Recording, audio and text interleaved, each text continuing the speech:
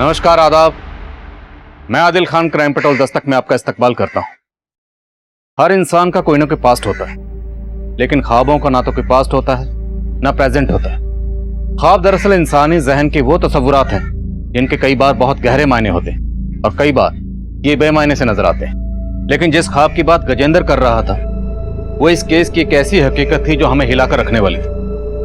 दरअसल ये केस गजेंद्र की जिंदगी की एक ऐसी किताब थी जिसका हर पन्ना दुख, दर्द और खून की स्याही से लिखा हुआ था। ये दही चीनी खाइए और अच्छे से इंटरव्यू देकर आइए। चलते हैं, बस का टाइम हो गया है। इंटरव्यू में लेट हो गए तो इंप्रेशन खराब हो जाएगा पूरा। बेस्ट ऑफ लक पापा। थैंक यू बेटा।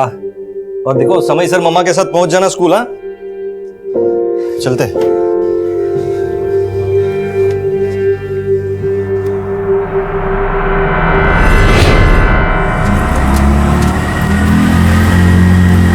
बस बस बस दादा।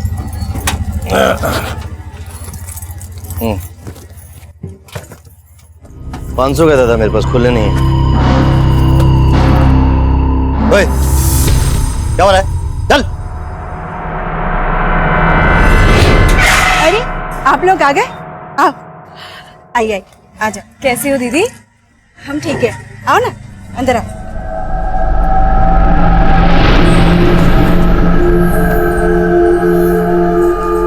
अरे हर्षु ऐसे टुकुर टुकुर क्या देख रहा है? आ इधर, देख कौन आया है। आ ना, नमस्ते कर। ये तेरी मौसी है। नमस्ते माँ, आपने कभी बताया नहीं इनके बारे में। वो क्या है ना हर्षु, तुम्हारी मम्मी राज छुपाने में एकदम माहिर है। कैसे राज? अरे बेटा कुछ नहीं, इसे जरा मजाक करने की आदत है। इस शहर में इसकी नौकरी लगी है और वो नौकरी तेरे पापा ने ही लगाई है, इसलिए आज से हमारे साथ इसी घर में रहेगी। हर्षु, ये तुम्हारे लिए। नहीं मौसी, रहने दो। अरे ले ले बेटा, इतने प्यार से दे रही है। ले ले रख ले। दीदी, मैं आपके लिए भी कुछ लाई हूँ। हमारे लिए पूरे 75,000 का है। बहुत।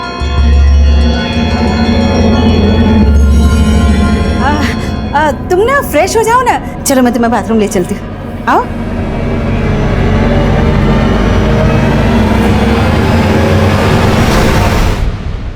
कहाँ थे आप? कब से फोन लगा रहे हैं? सॉरी, वो हमारे मोबाइल की बैटरी चली गई थी। अरे तो पीसीओ से एक फोन कर देते, कितनी टेंशन हो गई थी हमें। क्या हुआ, नौकरी नहीं मिली क्या? नहीं, नौकरी तो लग गई। सच? और इतनी अच्छी खबर आप हमें ऐसे बता रहे हैं? थोड़ा थक गए। पापा मैं आपका सर दबाऊं? अरे नहीं बच्चा, ठीक हो जाएगा वो। हाँ? तुम जाओ होमवर्क करो। अच्छा, बातें बाद में, आप फ्रेश हो जाइए, मैं खाना लगा देती हूँ।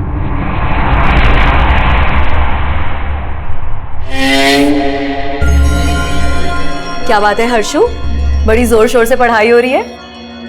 ओह, तुम्हारे इस बार 10th के बोर्ड्स है ना, तो क्या सोचा है फिर, क्या लेना है? साइंस की कॉमर्स? आर्ट्स। आर्ट्स? तुम ना बिल्कुल मेरी तरह हो, मैंने भी आर्ट्स ही लिया था, पता है। तो फिर तो आप मुझे ट्यूशंस भी दे सकती है ना। चलो ये ट्यूशन व्यूशन की बातें कल कर लेना, अब सोने का समय हो गया है। चलो ठीक है माँ, अब आप और मासी ऊपर सो जाइए, मैं पापा का बिस्तर यहाँ लगा दूंगा। अब नहीं बेटा, वो क्या है ना कि तू रात भर पढ़ाई करेगा तो तेरे पापा को डिस्टर्ब होगा ना। हाँ, तो हम तीनों एक ही कमरे में सो जाते हैं ना। मैं और तेरी मासी बेड पर सो जाएंगे और तेरे पापा नीचे चटाई बिछा के सोएंगे। जी क्यों, ठीक है ना? हाँ ठीक है। अब तो पढ़ाई कर, चल।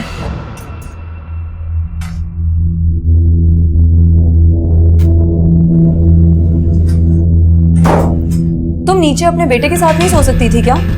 कबाब में हड्डी बनना जरूरी है? नहीं, कोई कबाब में हड्डी नहीं बनेगी। मैं यहाँ नीचे चटाई बिछा के सो जाऊंगी ना। फिक्र मत कर। नीलिमा, तुम्हें ये नीचे चटाई चुभेगी। रुको मैं चादर ला दूं। ये बिछा लो। लाओ मैं कर लूंगी। लो उधर जाओ। वाह प्रमोद, तुम तो बड़े केयरिंग हो, लेकिन अब तुम्हारी देखभाल की जरूरत मुझे है।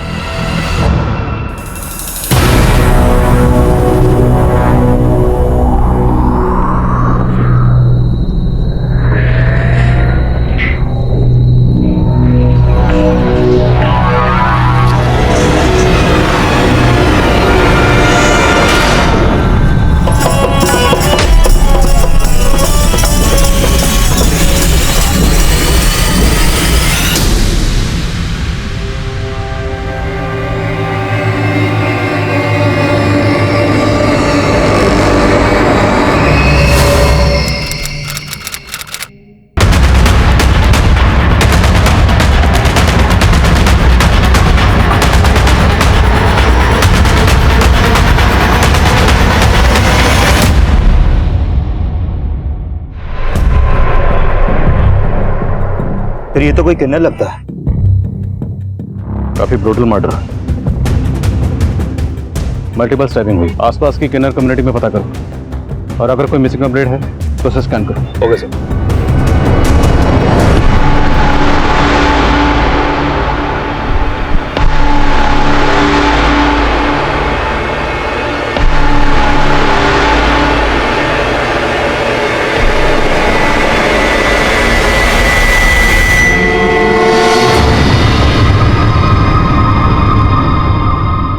मम्मी पापा का फोन लगा? नहीं लगा बेटा, लेकिन तू परेशान मत हो, तेरे पापा जल्दी आ जाएंगे। आप रात से यही कह रहे हो, पापा कब आएंगे? आ जाएंगे बेटा, आ जाएंगे। सर हमें सर जो लाश हमें जंगल में मिली थी वो किन्नर की नहीं थी सर, वो लाश एक आदमी की थी। आदमी? तो फिर औरत के भेस का क्या चक्कर हो सकता है? सर एक मिसिंग कंप्लेंट फाइल हुई थी इस गजेंद्र नाम के आदमी की। सर गजेंद्र की शक्ल उस लाश से मिलती है जो हमें जंगल में मिली थी। इसकी मिसिंग कंप्लेंट इसकी वाइफ ने दर्ज करवाई थी।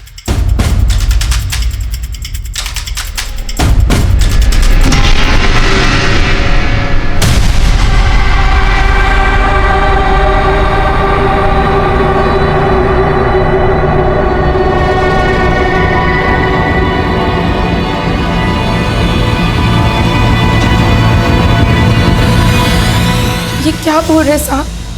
वही बोल रहे हैं जो हमने देखा, जो हमारे सामने आए। हमें जब आपके पति गजेंद्र की लाश मिली उस वक्त वो औरत के भेस में थे। अब इसके पीछे कोई ना कोई वजह तो होगी। आपको कुछ अंदाजा है? मुझे कुछ समझ नहीं आ रहा साहब, लेकिन पिछले कुछ दिनों से वो बहुत परेशान रहते थे। अजीब अजीब सपने आते थे उनको। सपने? कैसे सपने? उन्होंने कभी बताया नहीं, बस यही बोलते थे कि बुरे सपने बता दो तो सच हो जाते। और वो ये सपने कब से देख रहे थे? पिछले 3 महीनों से साहब, जब से उनकी बहन पूजा उन्हें छोड़कर चली गई। बहन क्यों छोड़ के गई? उसका एक लड़के के साथ चक्कर था साहब। गजेंद्र जी को यह सब पसंद नहीं था।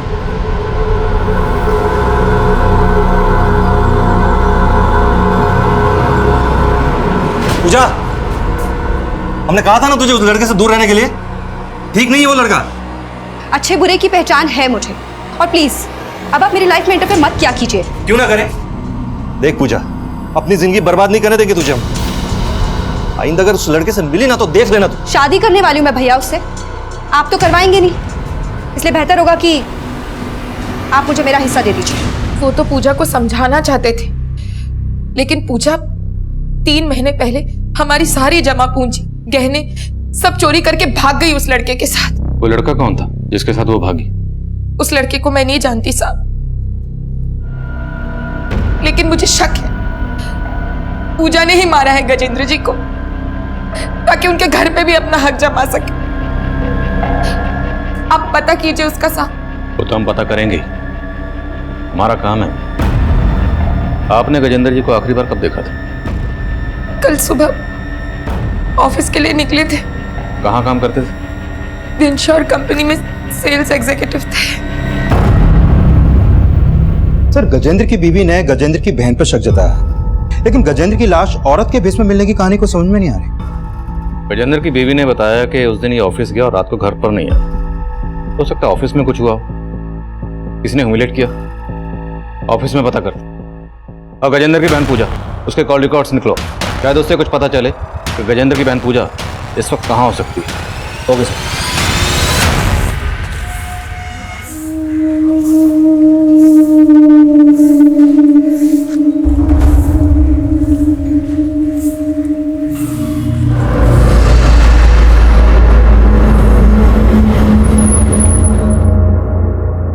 माँ, माँ,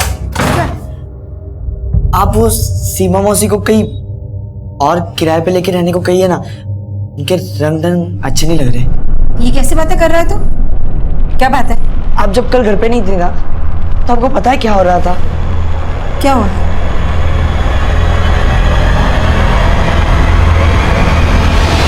अरे हर्षू, तू ये सब क्या सोच रहा है बेटा? हाँ, अरे जीजा साली है, जीजा साली में ऐसी मस्ती होती रहती है। और तू क्या कर रहा है? पढ़ाई छोड़ के इन सब में ध्यान दे रहा है। सिर्फ पढ़ाई पे ध्यान दे, समझा मेरी बात?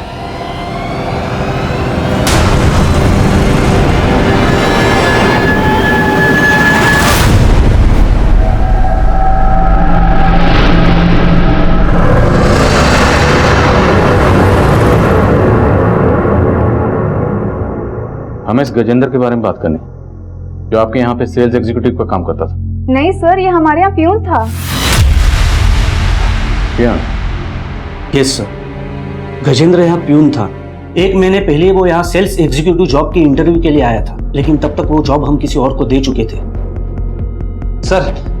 सर देखिए, मैंने आपसे कहा ना। नहीं सर, ये जॉब नहीं, वो आपने बाहर लगाया ना प्यून वाला जॉब, सर वही दे दीजिए सर। काम की बहुत जरूरत है सर। सर वो ग्रेजुएट था, फिर भी वो प्यून की नौकरी करने के लिए तैयार था। उसकी मजबूरी देखकर मुझे उस पर तरस आ गया और 1 महीने पहले ही मैंने उसको प्यून की नौकरी दे दी। परसों वो जॉब पर आया? हाँ सर, आया था, लेकिन वो हाफ डे लेकर चला गया था। हाफ डे क्यों चाहिए था? उसने कुछ बताया? क्या काम है, कहाँ जाना है? बताया तो नहीं था, लेकिन आए दिन वो हाफ डे की छुट्टी मांग लेता था। सर प्लीज, बहुत जरूरी काम है। तुम्हें आए दिन जरूरी काम होता है? आज आखिरी बार जाने दे रहा हूँ। दोबारा हाफ डे मांगा ना तो घर पर ही रहना, वापस काम पर मत आना। उसी रात हमें गजेंद्र की लाश मिली, और जब हमें उसकी लाश मिली वो औरत के भेष में था। औरत के भेष में? जी। गजेंद्र की आपके ऑफिस में किसी से कोई झगड़ा, कोई लड़ाई?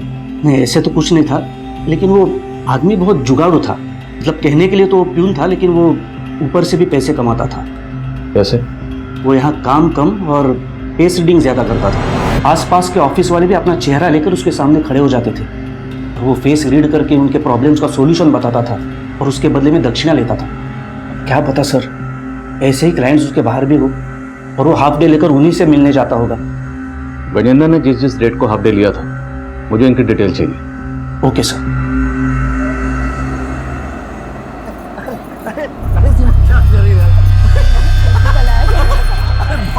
अरे तकलीफ हो रही है यार। अरे सीमा क्या कर रही है यार? अरे तकलीफ हो रही है यार। क्यों? तुम्हें तुम्हारी बीवी के सामने अपनी गर्लफ्रेंड के साथ रोमांस करना अच्छा नहीं लग रहा है क्या? बोलो बोलो बोलो ना।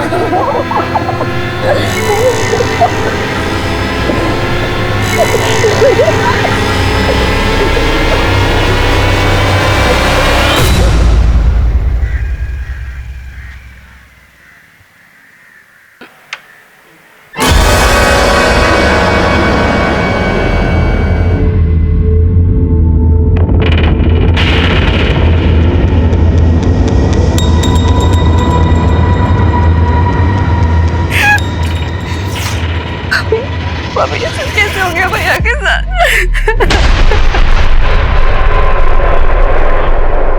तू क्या कर रही है यहाँ? चल बाहर निकल, तू बाहर निकल। भाभी आप ये क्या कर रही है? अपने भाई को मार डाला, अब ये नौटंकी करने आ गई। अब क्या मुझे और इंदु को भी मारना चाहती है तू? भाभी आप गलत समझ रही है। मुझे भैया के बारे में पता चला, आपसे मिलने आ गई। मैं गलत समझ रही हूँ? रुक जा, बताती हूँ तुझे। अभी क्या कर रही हैं आप? ये मेरे पति के हत्यारे। बुला पुलिस को, बुला पुलिस को। चलो यहाँ से। सर मैंने गजेंद्र की बहन पूजा के कॉल रिकॉर्ड चेक किए। सर 3 महीने पहले जब पूजा का फोन बंद हुआ तो पूजा के फोन से एक दीपक नाम के लड़के को बार बार कॉल हो रहे थे। सर ये है वो दीपक। हो सकता है लड़का दीपक वही हो जिसके साथ गजेंद्र की बहन पूजा ने भागकर शादी की थी। लेकिन सर गजेंद्र के कॉल रिकॉर्ड में दीपक के ही नाम से रजिस्टर्ड एक और नंबर मिला है जिससे गजेंद्र को पिछले 3 महीने से लगातार कॉल हो रहे थे। और मैंने चेक किया कि गजेंद्र का फोन ऑफिस के बाद अक्सर निगमपुर में एक्टिव रहता था और जिन दिनों गजेंद्र ने ऑफिस से हाफ डे लिया था तब भी उसका फोन निगमपुर में ही ट्रेवल कर रहा था। और सर जिस रात गजेंद्र की हत्या हुई तब भी उसका फोन निगमपुर में ही एक्टिव था। और ये दीपक, इसका नंबर भी निगमपुर में रजिस्टर्ड है? नहीं सर, दीपक का नंबर ज्योति नगर के एड्रेस पर रजिस्टर्ड है। सर गजेंद्र की बहन अभी भी अपने पति के साथ गजेंद्र के घर आई है और सर गजेंद्र की बीवी का उसके साथ काफी झगड़ा हुआ।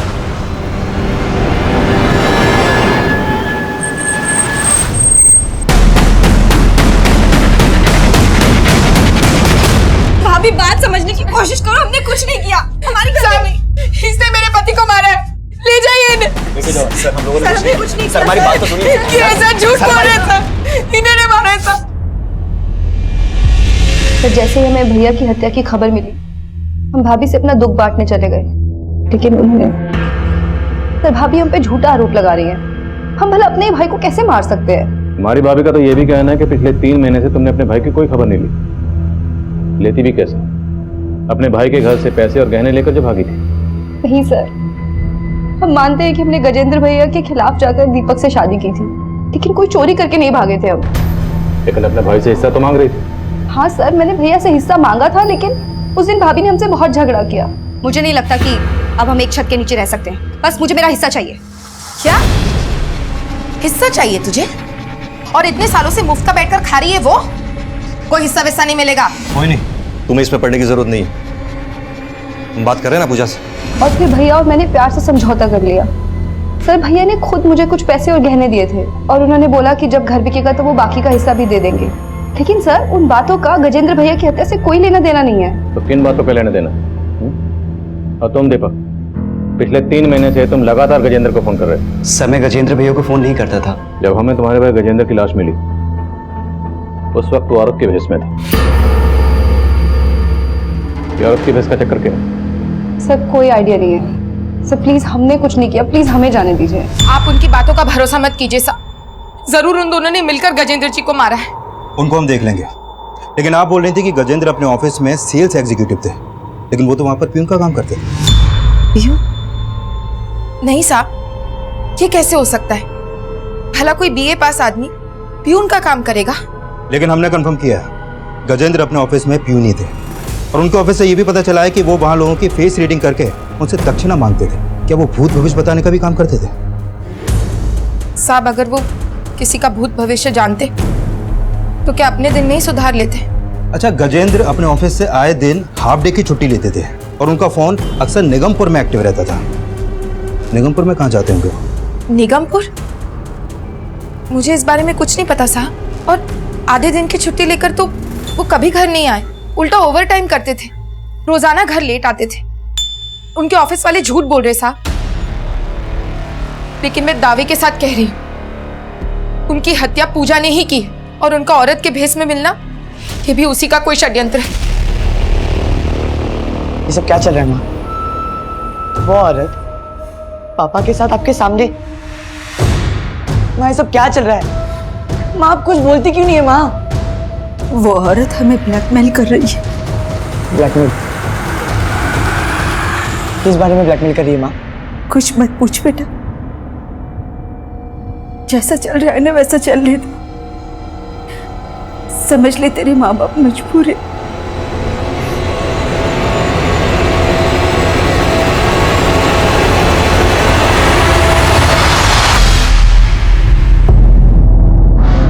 क्या हो रहा है? हाँ? ज्यादा गर्मी आ रही है? हाँ? रुक रुक। I'm sorry. आओ। पता करो कि गजेंद्र निगमपुर में कहाँ जाता था। गजेंद्र से जुड़ी हर छोटी बड़ी बात पता करो। हमारे लिए जाना जरूरी है कि जिस दिन गजेंद्र का कत्ल हुआ उस दिन गजेंद्र औरत के भेष में क्यों था। सर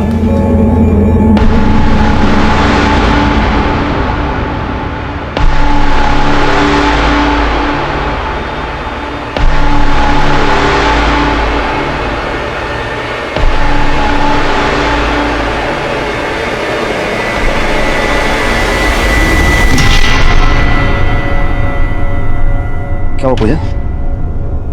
अरे पूजा, तुमसे बात कर रहा हूं मैं। पूजा क्या हुआ, इतनी चुपचाप क्यों हो तुम? और क्या चल रहा है तुम्हारे दिमाग में?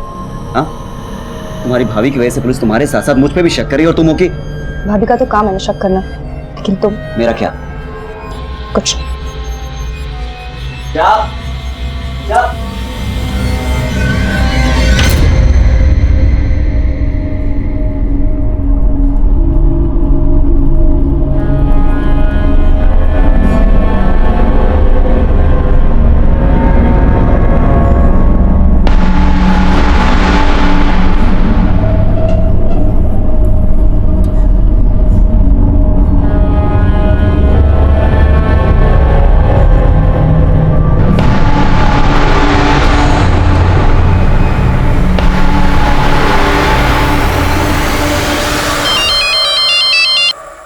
हेलो, मोहिनी जी कैसी हैं आप?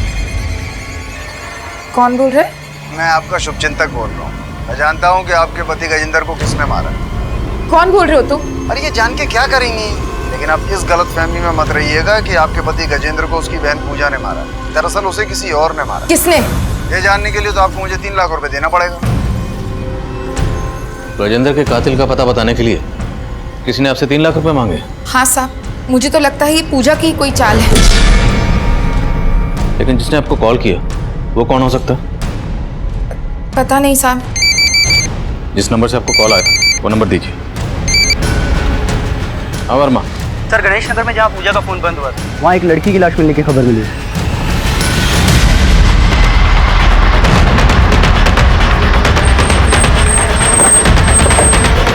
जय हिंद सर। सर, लाश के पास से ये पूजा शर्मा नाम की आईडी मिली।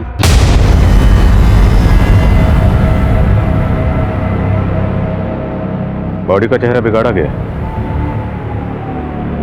फिर कहीं ऐसे तो नहीं कि ये लाश पूजा की ना हो, किसी और लड़की की हो? मतलब दीपक और पूजा ने किसी और लड़की को मारकर यहाँ गिरा दिया और फिर पूजा की आईडी इस लाश के पास छोड़ दी। Right sir. और मोहिनी को फोन करवाना भी उनकी कोई नई चाल हो सकती है।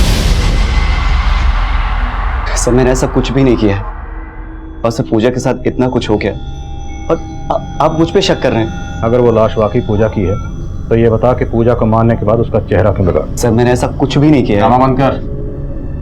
तूने नहीं किया तो किसने किया? कहीं ऐसा तो नहीं तूने और पूजा ने मिलकर किसी और लड़के को मार दिया? सर, मैंने ऐसा कुछ भी नहीं किया है। तो किसने किया? पूजा ने किया? बोल। Sir sir sir sir sir, मैं आपको सब कुछ सच सच बता रहा हूँ, कुछ भी नहीं छुपाऊंगा सर। बोल। सर, ये सच है कि पूजा ने मेरे साथ भाग के शादी की थी और वो पैसे और गहने लेकर आई थी और वो सब कुछ घर से चोरी करके लाई थी। आप पूजा, ये इतने सारे पैसे और गहने कहाँ से लाई तुम? ये गहने मेरी भाभी के हैं और ये पैसे मेरे भैया के। उन्होंने तो मुझे मेरा हिस्सा देने से साफ मना कर दिया था ना, तो बस मैं चोरी करके ले आई। चोरी? हाँ,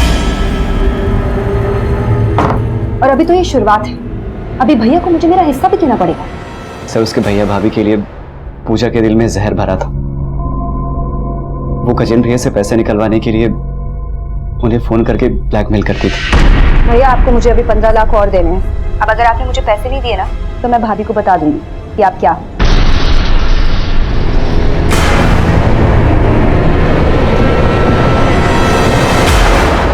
ऐसा क्या था जिसकी वजह से पूजा अपने भाई गजेंद्र को ब्लैकमेल कर रही थी? सर, वो तो मुझे नहीं मालूम है। वो गहने और पैसे तेरे पास ही है ना? मेरे पास कुछ भी नहीं है और पूजा जो कुछ भी लेकर आई थी सब कुछ घर पे ही रखा है। सर, मुझे तो ऐसा लग रहा है कि भाई बहन से किसी ने एक एक करके दुश्मनी निकाली है। कौन दुश्मनी निकाला? सर, ये तो मुझे नहीं पता, लेकिन सर मैंने कुछ भी नहीं किया है। दीपक का बयान पूजा पर हमारा शक और भी गहरा कर रहा था। हमने चेक किया, पूजा के अकाउंट में काफी पैसे थे जो उसने गजेंद्र के कत्ल से पहले ही निकाल लिए।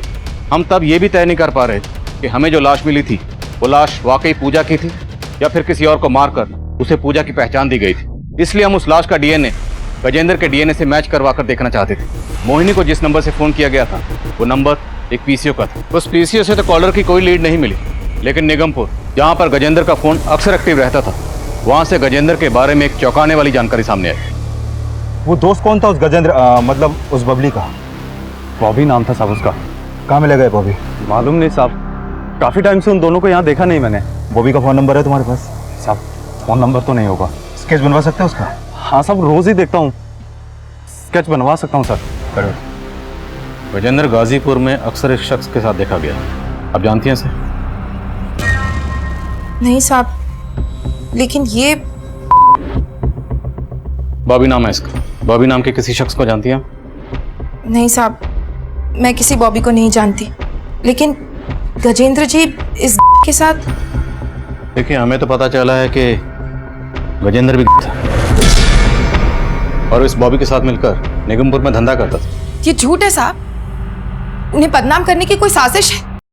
हमारी इंफॉर्मेशन पक्की है, गजेंद्र था और निगमपुर में गजेंद्र को लोग बबली के नाम से जानते थे। हो सकता है आप भी जान गई कि आपका पति है और इसलिए आपने अपने पति। ऐसा आरोप मत लगाइए साहब आप मुझ पर। 10 साल से पति पत्नी थे हम। मैं उन्हें शादी के पहले से जानती थी। गजेंद्र और पूजा कौन से गांव के रहने वाले थे? साहब वो तो यहीं रहते थे, अब उनका गांव कहाँ है वो मुझे नहीं पता। ये गजेंद्र औरत के भेष में धंधा करता था, बीए पास था, लेकिन पीएन की नौकरी करता था। हमारे सामने इसकी शख्सियत के कई शेड्स आ गए, लेकिन इसकी बीवी मोहिनी का कहना है कि वो ये तक नहीं जानती कि गजेंद्र कहाँ का रहने वाला था। मुझे लगता है इस केस को समझने के लिए हमें पहले गजेंद्र की असली शख्सियत को समझना होगा। सर एक बात और है, दीपक ने बोला था कि पूजा गजेंद्र को ब्लैकमेल कर रही थी।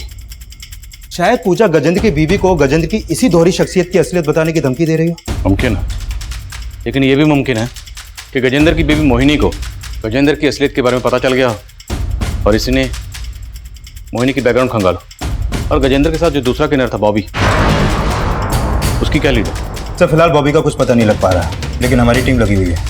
हमारे लिए बॉबी की लीड बहुत जरूरी है कि जिस लड़की की लाश हमें मिली थी वो लाश वाकई पूजा की या दीपक और पूजा दोनों मिलकर कोई गेम कर रहे हैं।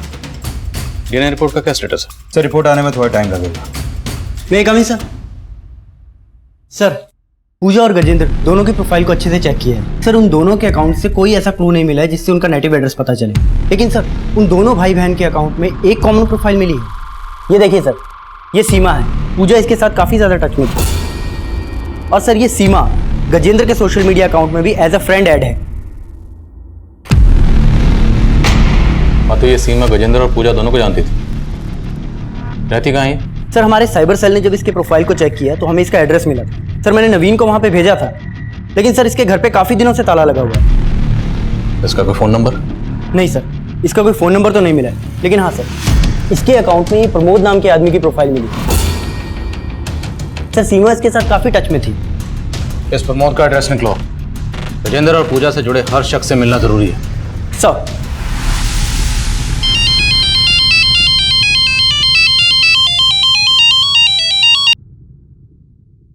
हेलो। कैसी हो मोहिनी जी? मेरे 3 लाख रुपए का इंतजाम कर दिया आपने? 3 लाख? अरे मैंने आपको बोला था ना कि आप मुझे 3 लाख रुपए देंगी तो मैं आपको बताऊंगा कि आपके पति को किसने मारा है। पर तुम हो कौन? फिर वही सवाल, अपने पति के कातिलों को फांसी नहीं चढ़वाना क्या आपको?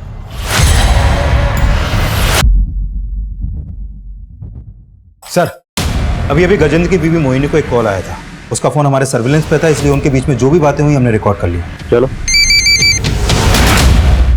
जी मोहिनी जी, हमें मालूम है आपको अभी फोन आया था। मुझे भी कुछ समझ में नहीं आ रहा, वो कौन आदमी है जो बार बार फोन करके ये सब बोल रहा है? मोहिनी जी, ये जो कोई भी है आपकी जान पहचान का ही है। हमें जानने वाला? जी। आपको आइडिया है ये कौन हो सकता है? नहीं साहब। कोई बात नहीं, हम पता लगा रहे हैं। तो जिस नंबर से अभी मोहिनी को कॉल आया है वो नंबर एक दूसरे पीसीओ का था। अपने कांस्टेबल को भेजा है वहाँ पर। लगता तो नहीं उस पीसी से कोई लीड मिलेगी, क्योंकि ये जो भी है बहुत शातिर है। हर चाल बहुत सोच समझ के चल रहा है। ये सब गजेंद्र की बीवी मोहिनी की तो कोई चाल नहीं। देखने में तो सीधी साधी लगती है, बट यू नेवर नो। हो सकता है ये सारे कॉल्स वो खुद ही किसी से करवा रही है ताकि हमें उस पर शक ना हो। देखते हैं। सर सीमा जिस प्रमोद नाम के आदमी के साथ टच में थी उसका हमने सोशल मीडिया अकाउंट से एड्रेस निकाल लिया। गुड।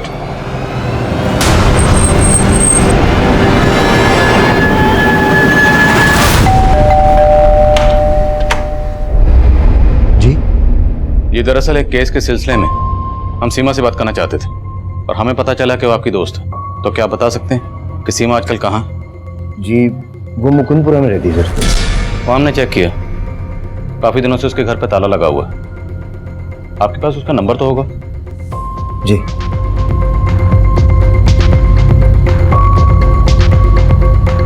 स्विच ऑफ है सर। कोई दूसरा नंबर है उसका? नहीं सर। आपको कुछ आइडिया है आजकल कहाँ हो सकती है? नहीं सर, कोई आइडिया नहीं। ये गजेंद्र और ये पूजा, इन दोनों का मर्डर हुआ और सीमा सोशल मीडिया के जरिए इन दोनों के टच में थी। आप जानते हैं? नहीं सर, मैं इन दोनों को नहीं जानता। Thank you. आई थिंक ये जरूर कुछ छुपा रहा है। आस पड़ोस में इसके बारे में सब कुछ पता करो। Okay sir. हाँ शर्मा बोलो। सर, गजेंद्र के घर की रजिस्ट्री पेपर से उसके गांव का पता चला है। तो सहारनपुर के उनिया गांव का रहने वाला है। तुरंत वहां जाओ, गजेंद्र और पूजा के बारे में सब कुछ पता करो। Okay sir.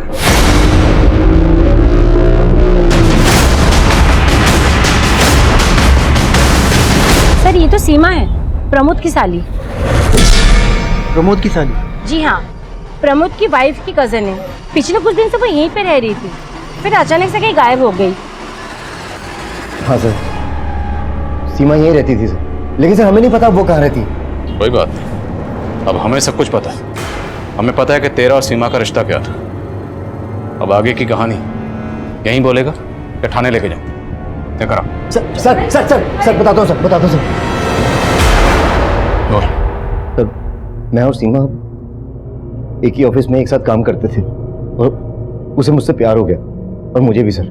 मैं पहले से मैरिड था और जब मुझे अपनी गलती का एहसास हुआ मैं सब कुछ खत्म करना चाहता था, लेकिन सर मैं नहीं जानता था सीमा ये सब सुन के ऐसा रिएक्ट करेगी। अगर तुम्हें ये सब खत्म ही करना था तो तुमने मेरे साथ रिश्ता ही क्यों रखा, और तुमने मुझे पहले क्यों नहीं बताया कि तुम शादीशुदा हो? एक दिन वो नीलिमा के पास आ गई और इसे सब कुछ बता दिया। प्रमोद, तुमने मुझे धोखा दिया, मुझे। मैं छोड़ूंगी नहीं तुमको। अब देखो मैं क्या करती हूँ तुम्हारे साथ। नीलिमा, छोड़ो। बस करो नीलिमा, ये मेरे नजदीक इसलिए आया क्योंकि तुम कभी इसे अपना बना ही नहीं पाई। सीमा जानती थी कि नीलिमा थोड़ी लालची है और इसने एक दिन सीमा से मिलके मेरा सौदा कर लिया सर। देखो, अगर तुम प्रमोद को छोड़ना नहीं चाहती हो तो ठीक है, लेकिन मुझे यहाँ रहने की जगह देनी होगी। उसके बदले में मैं तुम्हें आज ही 2 लाख दूंगी और हर महीने 20,000 दूंगी।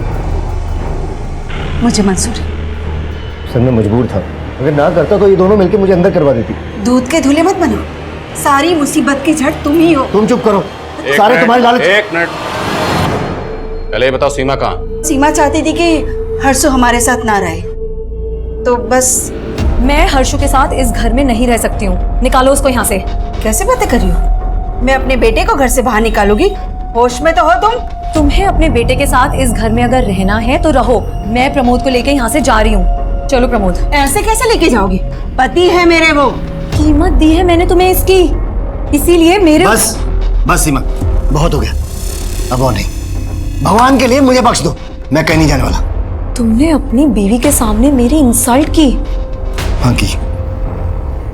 देखना तुम सबका मैं क्या हाल करती हूँ। फिर उस दिन वो चली गई, उस दिन के बाद से हमने उसे कभी नहीं देखा। कैसे देखते? तुमने उसको गायब जो कर दी। बोलो सीमा कहाँ? सर ऐसा कुछ नहीं हुआ था सर। तो कैसा हुआ था? गजेंद्र और पूजा को भी जानते थे ना तुम? नहीं सर, हम उन दोनों को नहीं जानते सर, और नहीं हमें पता है कि उस दिन के बाद से सीमा कहाँ चली गई सर। मेरा विश्वास कीजिए सर।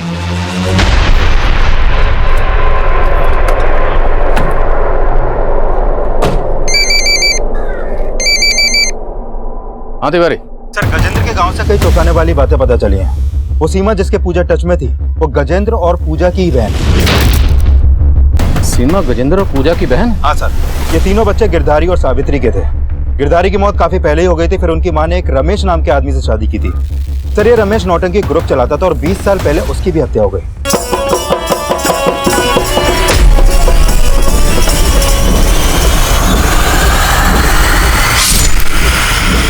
सर ये रमेश गजेंद्र, सीमा और पूजा का सौतेला बाप। लेकिन सर रमेश की पहले से एक बीवी और एक बेटा था। जब रमेश ने गजेंद्र, सीमा और पूजा की मां सावित्री से शादी की तो रमेश के सगे बेटे धनंजय ने रमेश की हत्या कर दी। सर उस समय धनंजय की उम्र सिर्फ 12 साल की थी, इसलिए उसे 3 साल के लिए बाल सुधार गृह भेज दिया गया।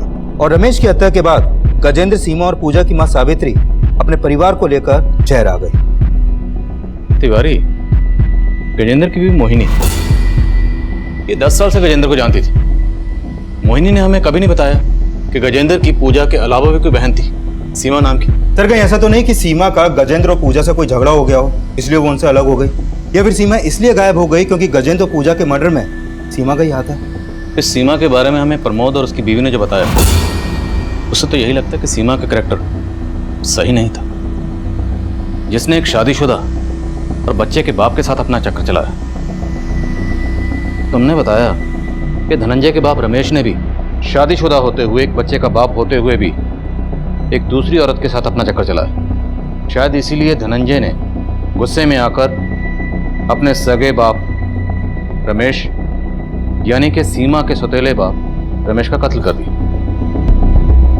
तिवारी, लगता है इन दोनों कहानियों का आपस में कोई ना कोई कनेक्शन जरूर है। धनंजय कहाँ मिलेगा?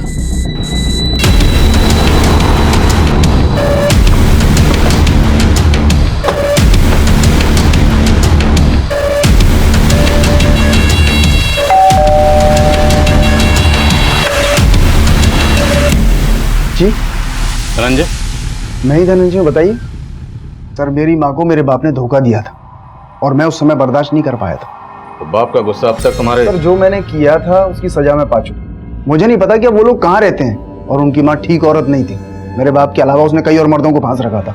मुझे नहीं पता किसने क्या किया है।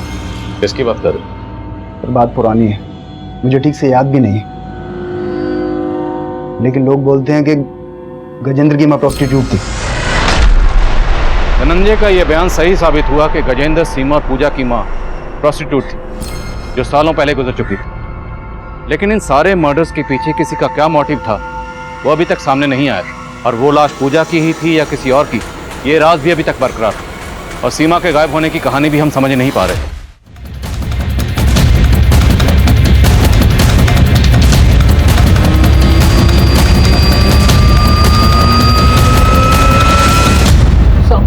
साहब मैं उसको कैसे मार सकता हूँ? बबली मेरा अच्छा दोस्त था साहब। तो दोस्त के मर्डर के बाद भागा क्यों था? साहब उसके मर्डर के बारे में सुनने के बाद मैं डर गया था। मुझे लगा कि आप लोग मेरे ऊपर ही शक करोगे, क्योंकि वो मेरे जैसा नहीं था, फिर भी मेरा धंधा करता था साहब। कहना क्या चाहता है? साफ साफ बोल। साहब मैं जानता हूँ कि वो बबली नहीं था, वो गजेंद्र था। बहुत बुरा हुआ उसके साथ। उसकी माँ धंधा करती थी, लेकिन वो नहीं चाहती थी कि उसके बच्चे भी उसकी तरह बने। लेकिन किस्मत तो देखो, अपनी बहनों को पालने के लिए गजेंद्र को भी वही काम करना पड़ा जो वो कभी नहीं करना चाहता। लेकिन एक दिन उसकी बड़ी बहन को मालूम पड़ा तो वो गजेंद्र को छोड़ के चली गई। और फिर उसकी ज़िंदगी में मोहिनी भाभी आई। भाभी को मिला तो नहीं, लेकिन गजेंद्र हमेशा बात करता था भाभी के बारे में। आज तक मैं मोहिनी को ये सब नहीं बता पाया कि, लेकिन अब मैं ये सब छोड़कर कोई अच्छी सी नौकरी ढूंढ लूंगा। अब गजेंद्र ने काफ़ी साल पहले ये धंधा छोड़ दिया था, लेकिन 3 महीने पहले उसकी छोटी बहन ने भी उसको धोखा दे दिया और उसको ब्लैकमेल करने लगी कि अगर उसने पैसा नहीं दिया तो मोहिनी भाभी को उसकी असलियत के बारे में बता देगी। गजेंद्र को आखिरी बार 16 मार्च को तुम्हारे साथ देखा गया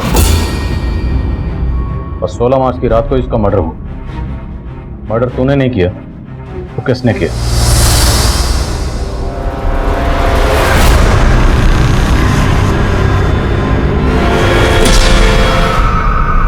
कौन था गाड़ी?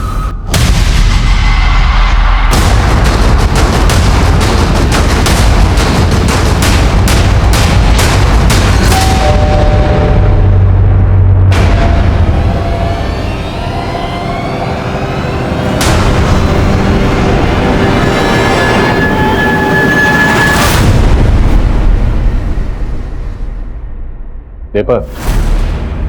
तुमने क्या सोचा? तुम हमें नहीं बताओगे तो हमें पता नहीं चलेगा कि धनंजय तुम्हारा मौसेरा भाई। और तुम धनंजय, 20 साल पहले तुमने अपने बाप का कत्ल किया। हाँ सर, 20 साल से 9 साल में चल रहा था। मेरा बाप ही मेरा दुश्मन नहीं था, गजेंद्र की माँ और उसका सारा खानदान मेरा दुश्मन था। मुझे उन सबसे बदला लेना था। सर मैंने पूजा को उसके भाई के खिलाफ इतना बरगलाया कि वो अपने घर से पैसे और जेवर चोरी करके मेरे साथ रहने आ गई। फिर हमने पूजा के जरिए उससे बहुत सारा पैसा वसूला और उसके बाद हमने गजेंद्र को मारने की प्लानिंग की। और सर हम उसका पीछा करते हुए निगमपुर गए। अबे देख क्या रहा है, अंदर बैठ गाड़ी में बात कर रही है तुझसे। हमने उसे सुनसान जगह जाके उसकी हत्या कर दी। और सर हमें मालूम था कि गजेंद्र की हत्या के बाद उसकी बीवी का शक पूजा पे ही जाएगा, और मुझे पता था कि पूजा अपनी बहन सीमा के टच में है। और उस दिन पुलिस स्टेशन से घर आने के बाद पूजा कपड़े बदलकर अपनी बहन सीमा से मिलने जा रही थी, लेकिन हमने उसे रास्ते से ही किडनैप कर लिया। और हमने पूजा का चेहरा इसलिए बिगाड़ा ताकि आपको लगे कि पूजा ने कोई गेम प्लान किया। और फिर हमने गजेंद्र की बीवी को फोन किया और बोल दिया कि गजेंद्र का खून पूजा ने नहीं किया है बल्कि किसी और ने किया है। और सर हमें ये मालूम था कि गजेंद्र की बीवी आपको ये सब कुछ बताएगी, लेकिन आप उस पर शक करेंगे। लेकिन सर हमारा प्लान इससे भी ऊपर था। हमने पूजा के बाद सीमा को मारने का प्लान और बनाया। हमने सीमा को मार के इस तरीके से गायब किया जिससे आपको ये लगे कि सीमा ही अपने भाई बहन को मार के भाग गई। बहुत लंबी प्लानिंग की तुम दोनों ने, लेकिन तुम दोनों ये भूल गए कि कानून के हाथ किसी भी मुजरिम की प्लानिंग से कहीं ज्यादा लंबे होते। दरअसल गजेंद्र की जिंदगी में जुर्म ने उस वक्त दस्तक देना शुरू कर दिया था जब दीपक की शय पर गजेंद्र की बहन पूजा ने उसे ब्लैकमेल करना शुरू किया था। अगर गजेंद्र ने हिम्मत करके सब कुछ सच सच अपनी बीवी को बताया होता और पुलिस की मदद ली होती तो शायद गजेंद्र की बीवी और बेटी को उस सच्चाई से इतनी तकलीफ और पछतावा ना होता जितना वो आप गजेंद्र को खोने के बाद महसूस कर रहे होंगे। अब मैं आदिल खान आपसे इजाजत देता हूं। आपसे फिर मुलाकात होगी एक और नए केस के साथ। तब तक देखते रहिए क्राइम पेट्रोल दस्तक। मकसद बताना नहीं, बचाना।